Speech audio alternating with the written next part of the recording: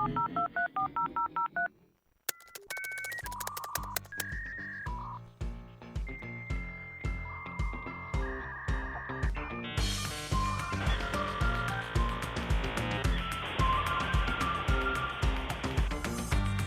Kevin, more tech, UTEC IT.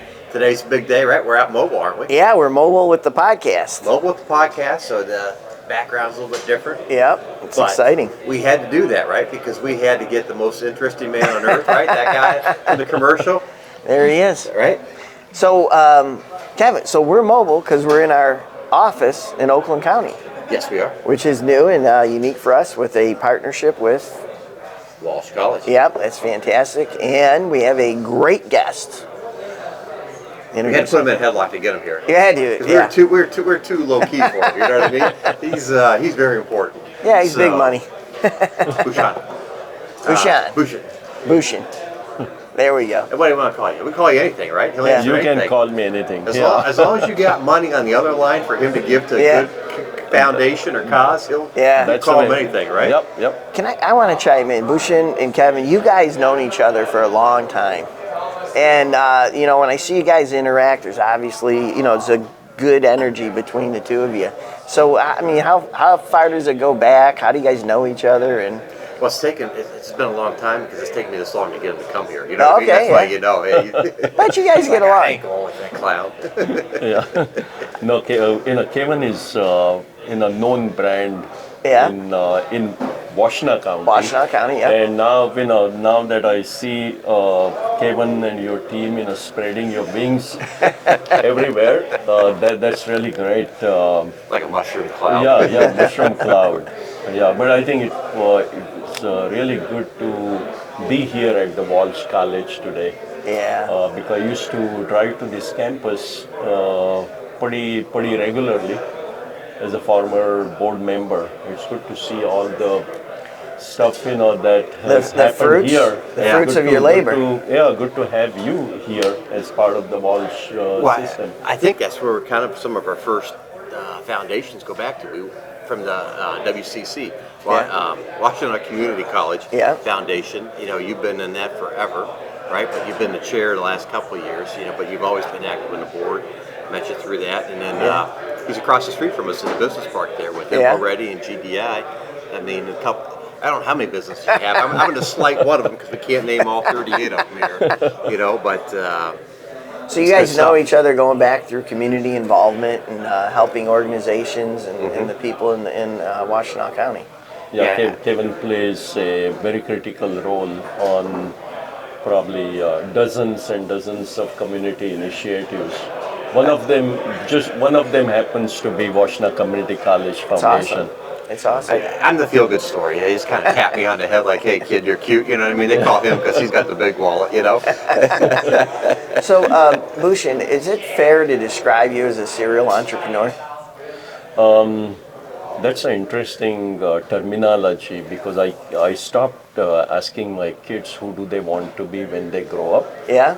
Because I tell them the serial entrepreneurship is just that, because you're just trying to figure out who do you want to be when you grow up. So I'm still figuring it out 5 companies later. Yeah, wow. I'm still, doing another startup. Yeah. So when you tell that to your children, what do they just stare at you, or they how do they respond? Kevin knows this. You have to be crazy to do this because it's not rational to be startup entrepreneur. With all arrows coming at you, and you say, okay, no matter what, I'm going to figure this out. Yeah, wow. And stay the course and all that, and then it becomes fun, right? Then it's a lot of fun. Yeah, but it's fun. And you're only going to have a chance to succeed if you got good people, right? Yeah. And that's what we're fortunate at UTEC to have great people. We punch above our weight there with the people we have, and I know the team. We're going to talk about SensCy here, but talk about the team you're surrounded there with, the good people you put together on something like that. You want to name it? Want to name drop a couple people? No, I think the people is everything, as you know.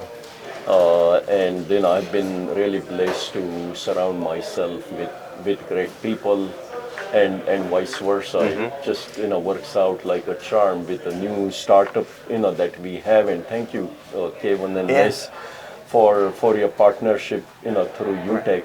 SensCy is something was Rick Schneider's brainchild.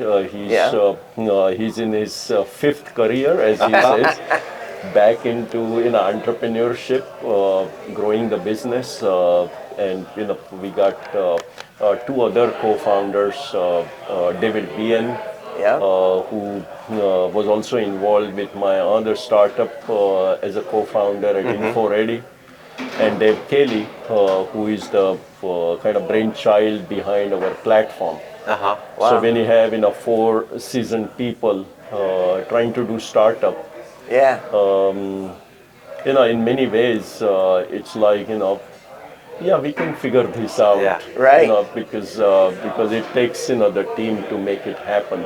Let's see, small inside baseball here. Very interesting. Dave Kelly came from the state police, and he was one of the finalists with Dave DeVries.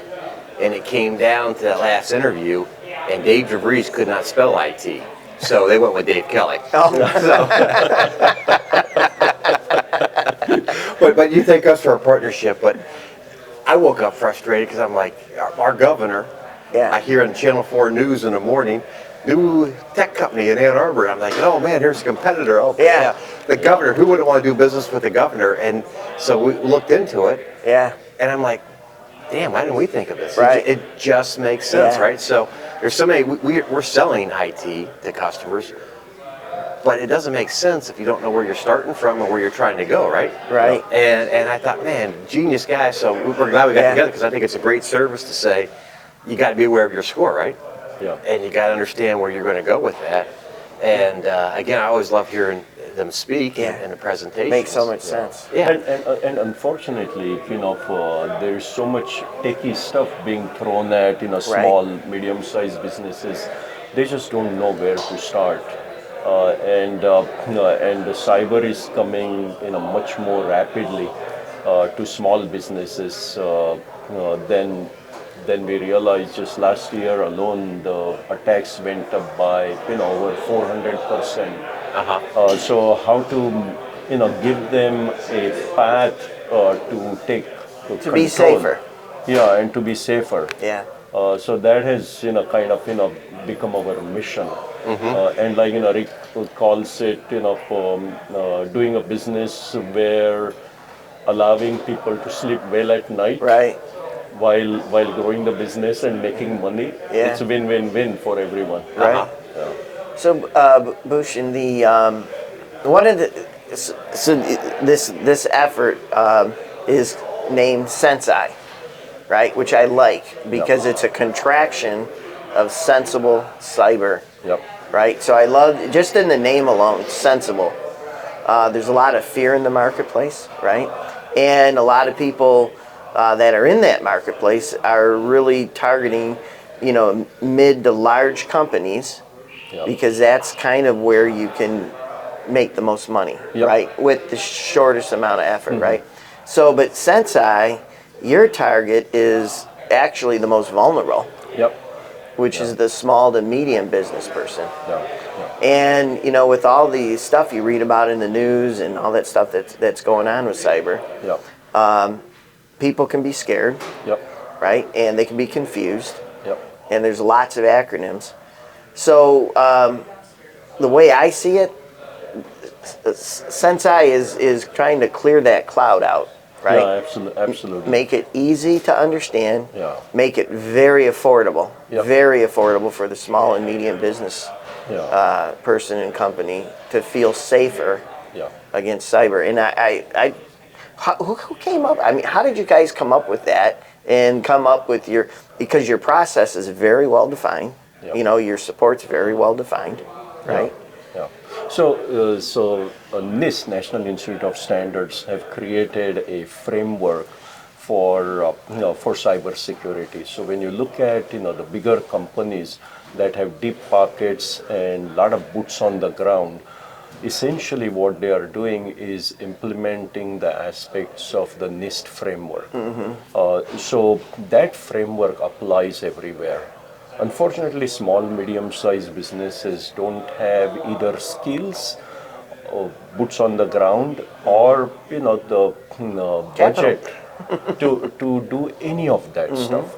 So what they end up doing is doing things in bits and pieces without realizing that even if they keep handful of things open, that can get them to bite us. So essentially what we created is use the same NIST framework that's used by large companies and created a way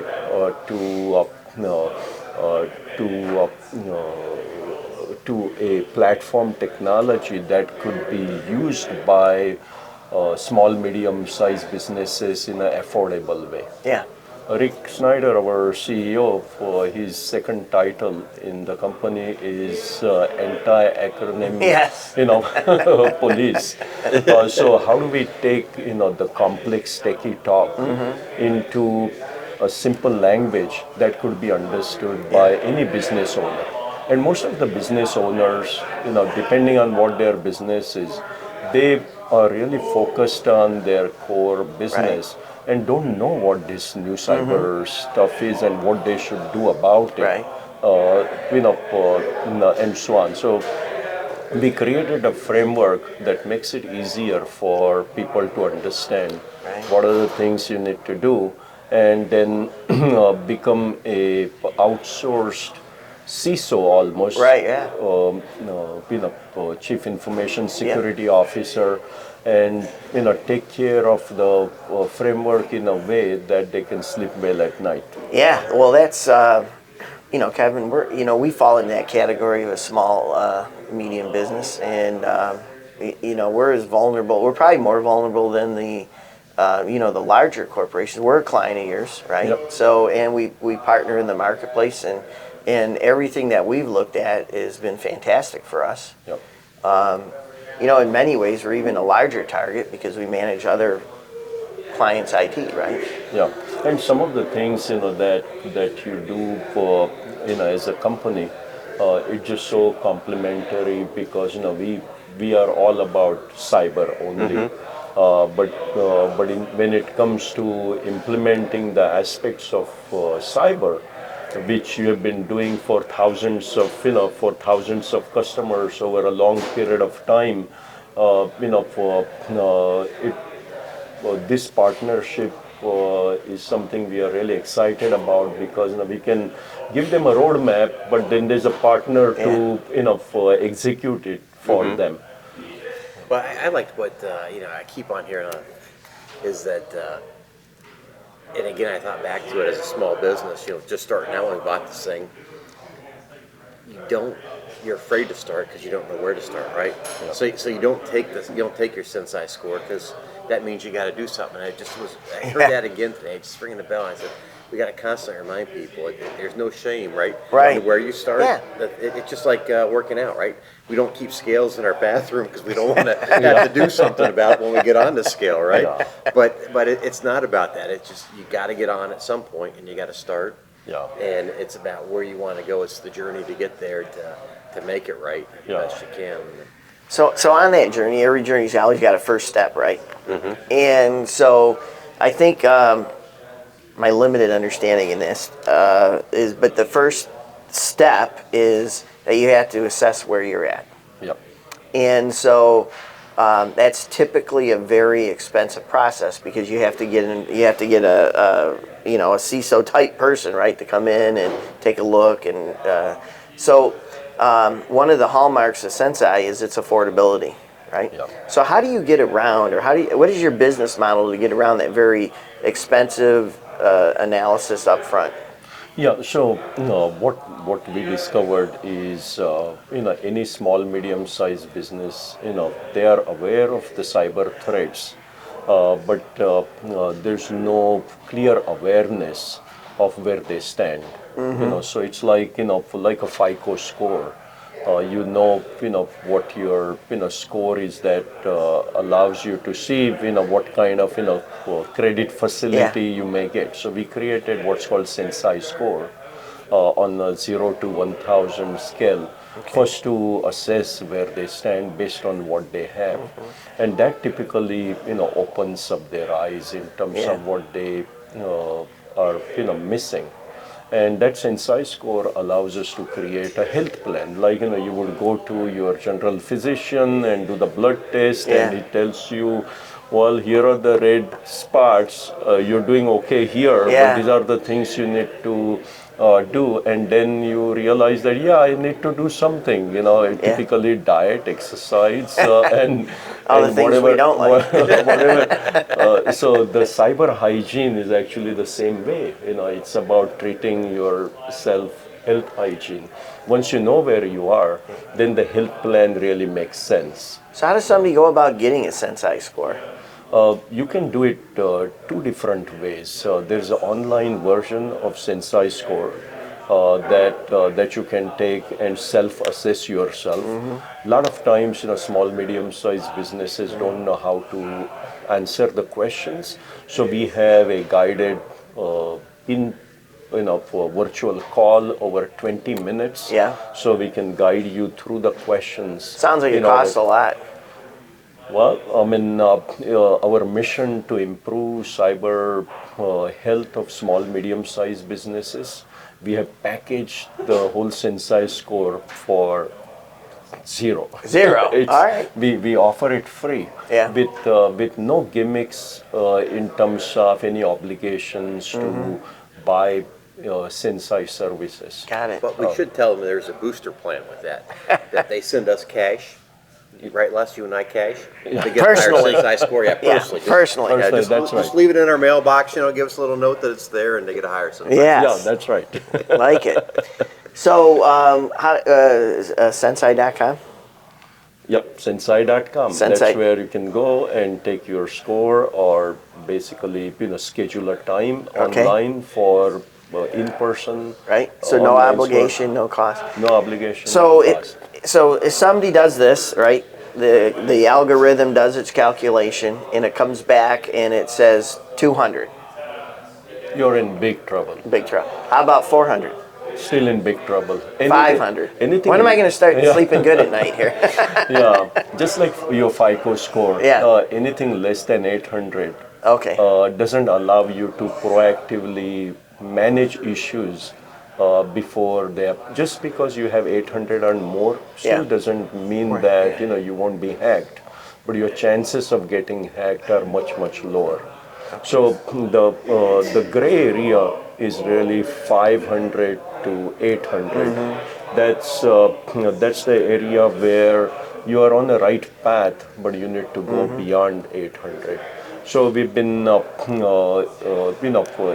collaboration with a lot of insurance brokers as well as insurance carriers to make clients realize that they still need cyber insurance in case the attacks happen. But anything less than 400, you won't be able to get good coverage, insurance coverage at a reasonable price. So there's a positive financial impact for the small business. That and if you get hacked once, the ransomware cost can wipe out the entire business. And there are Mm. certain simple things companies can do to avoid that. Sensible things. Simple and sensible. Well, I think it's important, and if you take a look, I mean, we're proving it, right? We've had Bhushan on, we've had Snyder on, we've had Bhushan on now to talk about this because this is so important, and business owners get paralyzed. And what was the stat? I think they said that 60% of the small medium business gets hacked will not be in business after 6 months from that time frame. And again, I think that the things that I always like about SensCy is they're saying, even if you're above 800, as you just said, doesn't mean you're safe. It just means you have a chance of surviving, because it's not if, it's when, right? So you have a chance of surviving, and that 500, 800 is a coin flip, right? Under 500, you're dead. It's as simple as you go to your general physician, he does the blood test, and your A1C is off the roof. And if you don't do diet, exercise, and take your medications, it's going to go in a wrong direction. And before you know, it's fatal. Yeah. It's the same thing. And cyber is coming at us much faster. And the hackers are getting creative every day. And how do you keep up with it on an ongoing basis in order to protect yourself is the key. So walk me through what happens if somebody takes the test, or excuse me, the survey, and the survey comes back and it is 500, or it is 600, or 200, whatever it is. How do you help improve that score? Yeah, so typically for NIST standards, there are different pillars. And under those pillars, there are certain things that need to be implemented. And depending on the size and scope of the business, we prioritize what they should do immediately, what they can put off, for a later date as the budgets become available, and start moving them in the right direction. So we typically allocate cyber advocate to every client that signs up. So the cyber advocate is a SensCy employee. SensCy employee. Got it. Who would actually guide them through the process to get their score up and monitor that score, like your general physician again. And then the cyber advocate would proactively call the client and give them the briefings on where they stand, what they have done correctly, what needs to be done, how that should be. How often does that happen? Every month. Every month? Yeah. Okay. Every month. Wow. Or sooner, if they are in the middle of implementation and they need to call us, it's not a 800 number. Yeah, right. It's an individual with a name that they would talk to directly, so they can build a relationship over a period of time to make sure that there's someone watching them as well as someone available to get the job done. Because the problem in cyber is there's just so much technology out there, and how do you make it simple for people to understand? And it's always changing. Yeah, It's not static.